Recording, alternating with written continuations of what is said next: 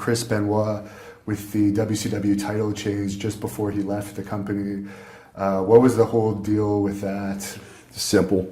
Chris, Perry Saturn, Dean Malenko, and Shane Douglas, they were starting up a petition in the locker room, trying to get everybody to sign it to say, let's get rid of Kevin Sullivan and bring back Vince Russo, because Vince Russo was making stars of a lot of undernamed people that weren't going to ever be stars.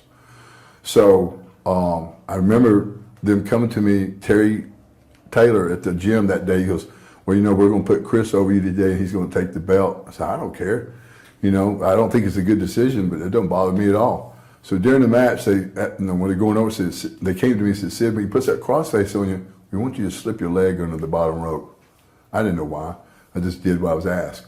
So then as soon as we came to the curtains, they fired him, And I don't know why they did that to fire him, but they did. As soon as they fired him, and then Kevin Nash put it back on me the following night on Monday Night Nitro. It's probably one of the dumbest booking decisions in history. It probably was, for sure. What was he like outside the ring, and did you have any premonitions that he may have had a dark side to him? No. I'm going to tell you something, man.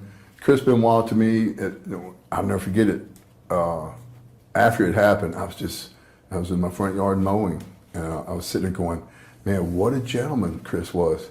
Then it hit me. He's not a gentleman, he's a monster. Now, Devin, this is just totally my opinion. I'm going to go by what everybody was saying. Texas, he was sending to Javo and stuff like that.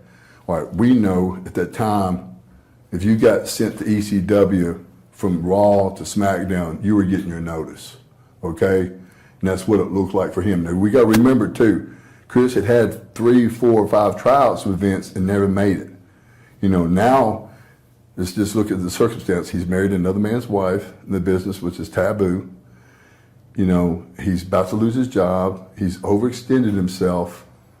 And the word depression is right there. I think his wife had a restraining order against him at some point. There was some police stuff going on as well. Oh, was it? Yeah, there was some marital issues. Well, see, think about that. So now here it is. You're about to lose your job. Your wife's threatening to leave you. You got a kid.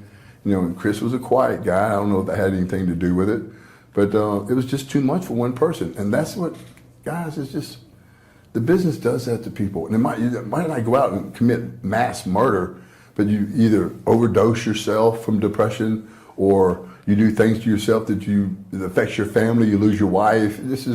Depression's linked there, guys. The killing of the child is probably the worst thing that happened there. Not to say the killing of the wife was forgivable. No, both were horrible.